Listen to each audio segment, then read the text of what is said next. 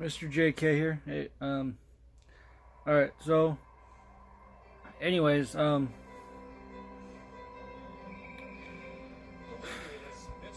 kind of made a promise to myself I'd never do a political thing or anything like that because it doesn't matter what side of the political thing you stand on, of the political issues you stand on.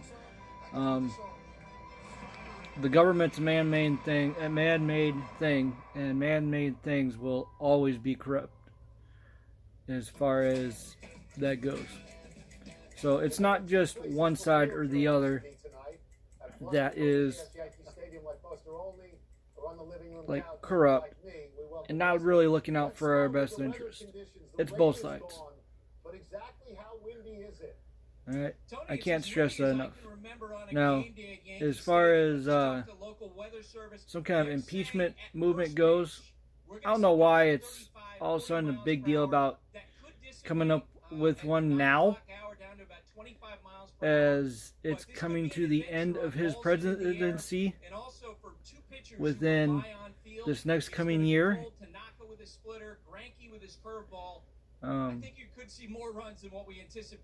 So basically, if you don't really want him in the White House anymore, just wait another year, vote for another candidate to be in there, and hopefully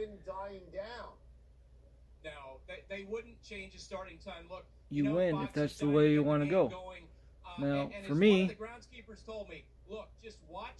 it's not going to affect one way or the other which way I'm going to vote. I'm going to look at the election that's coming up this next year, and just like any other, I'm going to vote for whichever one is. If I don't really care too much for the candidates, I'm going to vote for the lesser evil, like I did with this last election. That being said, I'm not going to give away who I voted for. Even though there's a lot of you that would agree with me.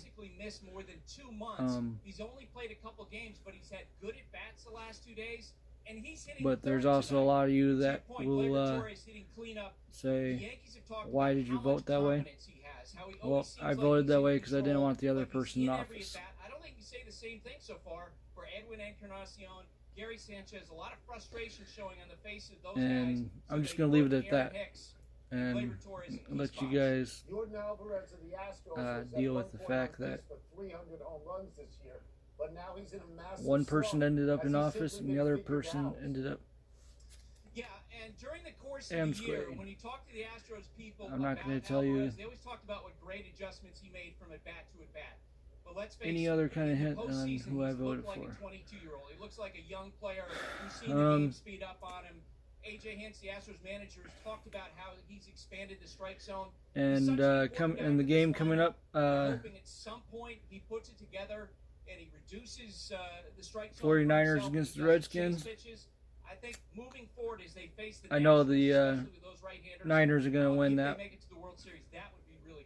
easily.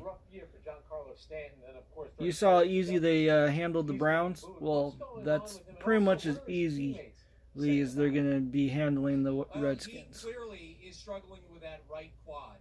Just a little while ago, guys, I can guarantee you that.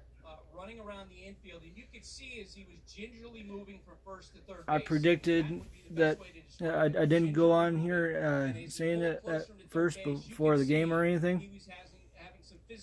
I guess for some reason, deep down inside, didn't want to jinx anything. But before the game even started, the Niners versus the Browns, I called that the Niners would kill the Browns. And when the Yankees to this point are not ready to take him off the roster, if they do that, they would not only lose when they ended up killing the Browns, 30-1. I think the final score is 31-3. I'm gonna have to double check that. I know the Browns only got 3 points field goal off of the field goal against the Niners, but I called the game that as far as the Niners are really going to kick butt. so much paranoia. He thinks it's funny. You know, I gotta admit, I was a little bit unsure against the Rams until I saw that game. Some of what they're doing on the field, But giving indications, look at the glove. I am sure that they're gonna end up handing it to the Redskins just as badly as they handed it to the Browns. So they're being very demonstrative. But And since the Seahawks had a hard time beating the Browns, that the Niners ended up totally kicking their butts. I can guarantee you that they're going to have no chance up against my Niners. Niners, all the way, man.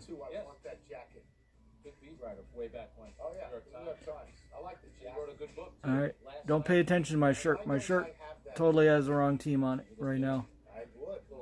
Niners, all the way. Niners in the Super Bowl this year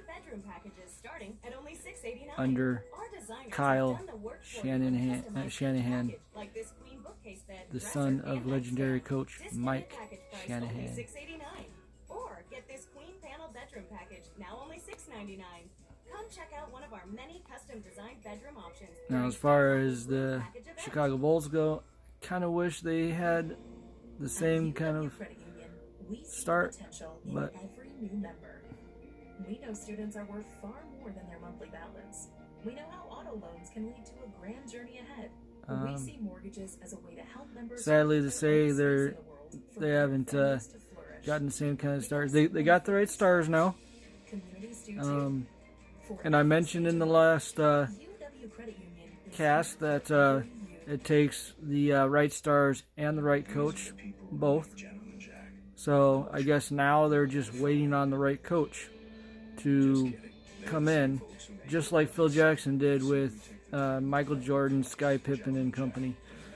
And all of a sudden there was 1, 2, and not just 3, there was 6 championships.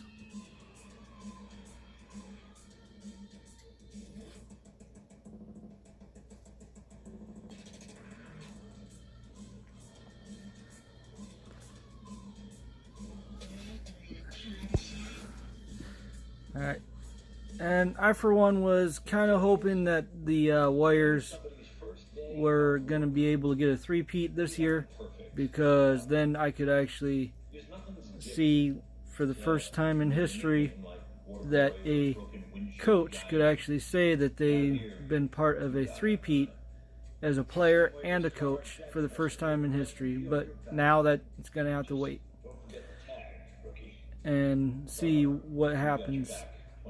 And it would have been nice to be able to say that Steve Kerr not only was able to be one of the 2 coaches to ever coach a team to a championship the first season, but he would have been the first one to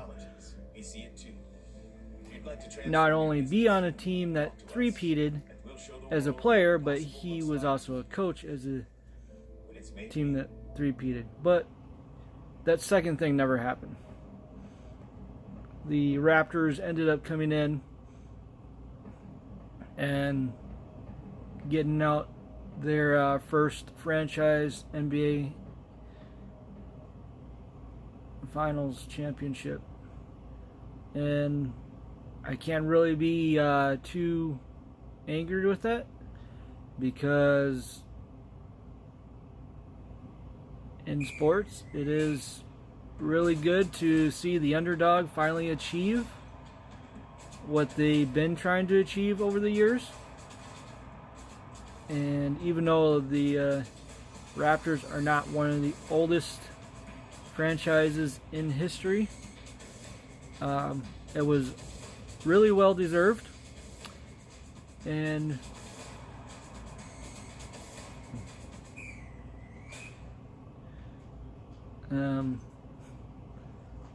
I would have thought that instead of moving to the Clippers, that's Kawhi Leonard would have stayed with the Raptors to get at least another championship in there before moving on to another city. But we'll see. We'll see what happens within this next year, this next season for the NBA. As well, there's a lot of faces that changed teams. We had Kyrie Irving going to the Brooklyn Nets, along with Kevin Durant. Yeah, that's right. Kevin Durant is no longer on the Golden State Warriors. And so this would be his third and hopefully final team that he's been on since he's been drafted.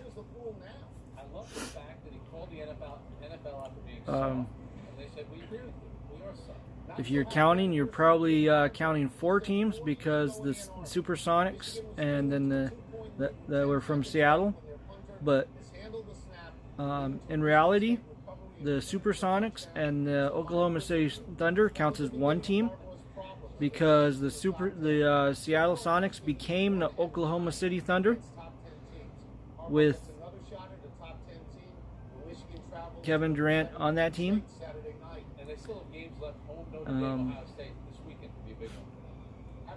And by the way, I was touching my nose because I was about ready to sneeze.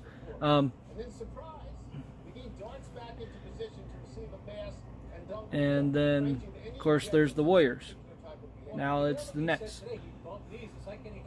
And I don't know if I agree with Kevin Durant as the New York Knicks not being the cool team right now, but I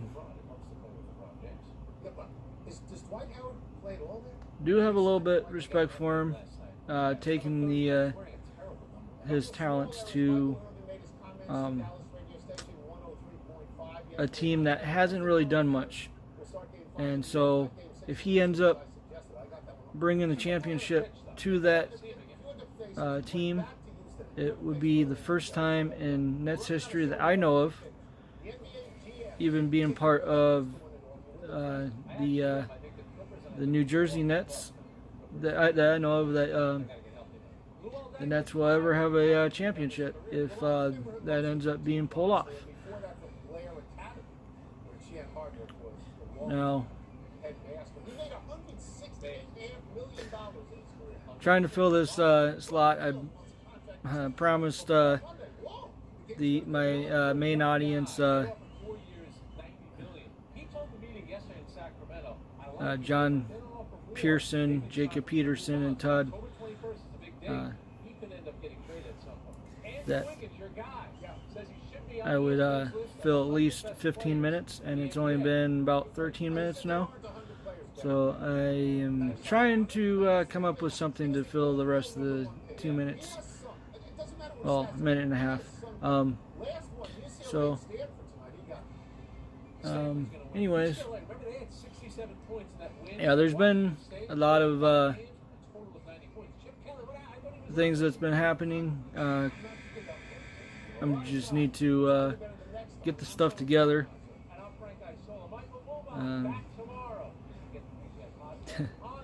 And make sure my facts are straight. Gonna have to double check that score of the Niners-Browns game, even though I'm pretty sure that was about 31-3.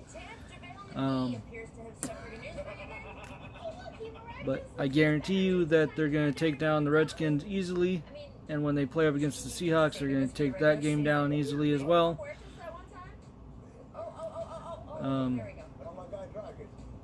Real quick, this